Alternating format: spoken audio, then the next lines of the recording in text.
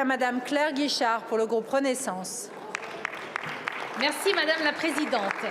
Ma question s'adresse à la ministre de l'Enseignement supérieur et de la Recherche. J'y associe mes collègues Anne Bruniera et Christine Lenabour, engagées de longue date sur ce sujet. Mercredi dernier, vous lanciez la première étape de la réforme des aides sociales étudiantes. Merci pour cette promesse tenue. Pour autant, l'État n'a pas attendu pour soutenir et accompagner ses étudiants. Certains semblent l'avoir oublié, mais c'est bien notre majorité qui, en pleine période de Covid, a mis en place le repas à 1 €. C'est notre majorité qui l'a étendu à tous les étudiants boursiers ainsi qu'à tous les étudiants précaires qui en font la demande via le Crous. C'est encore et toujours notre majorité qui a modifié un barème qui n'avait pas évolué depuis 10 ans.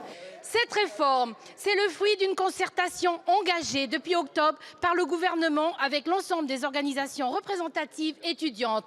Ce sont 500 millions d'euros supplémentaires pour nos étudiants dès la rentrée universitaire 2023. Jamais en 10 ans, l'État n'avait autant investi pour aider sa jeunesse. C'est historique.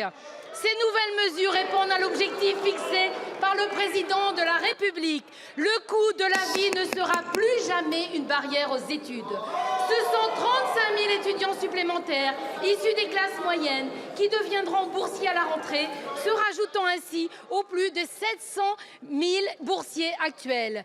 Pour tout cela, les frais d'inscription seront gratuits et ils ne paieront pas la CVEC. Ils bénéficieront du repas à 1 € et seront prioritaires pour un logement au Crous.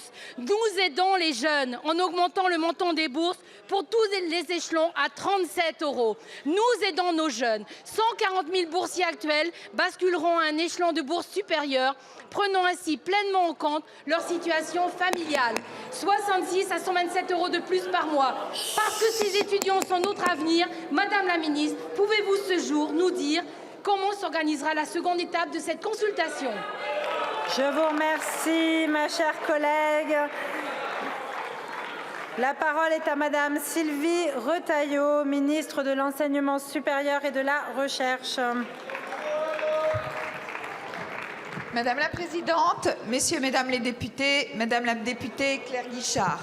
Tout d'abord, merci beaucoup, merci pour votre question qui me permet effectivement de revenir sur ces réformes des bourses, cette première partie, et sur ce que ce gouvernement et cette majorité fait pour les étudiants. Alors en effet, nous avons voulu faire plus pour les étudiants. Comme vous l'avez dit, ce seront à la rentrée 2023 plus d'étudiants, 35 000 nouveaux boursiers. Et ces 35 000 nouveaux boursiers, ils pourront toucher 145 € par mois, en plus des avantages que vous avez cités. Et puis, nous avons voulu faire aussi mieux pour ces étudiants, avec effectivement 140 000 boursiers qui vont changer d'échelon et qui vont bénéficier entre 66 € et 127 € par mois de plus pour ces boursiers. Et au minimum, l'ensemble de tous les étudiants boursiers pourront bénéficier de ces 37 € qui correspond à une augmentation de 34 % pour les plus petits échelons et de 6 % pour les plus hauts échelons. Je voulais revenir sur cette effectivement pérennisation de ce repas à tarif très social que cette majorité, ce gouvernement a mis en place, ce repas à 1 € qui sera effectivement pérennisé en plus du repas social à 3,30 € qui est gelé pour la rentrée avec les gels des loyers du Crous, parce que le logement et la restauration sont aussi des éléments très importants pour nos étudiants. Alors je voulais insister que tout ça a été obtenu après une concertation de plus de 6 mois avec les représentants étudiants qui ont pu justement reconnaître cette avancée pour l'ensemble des étudiants.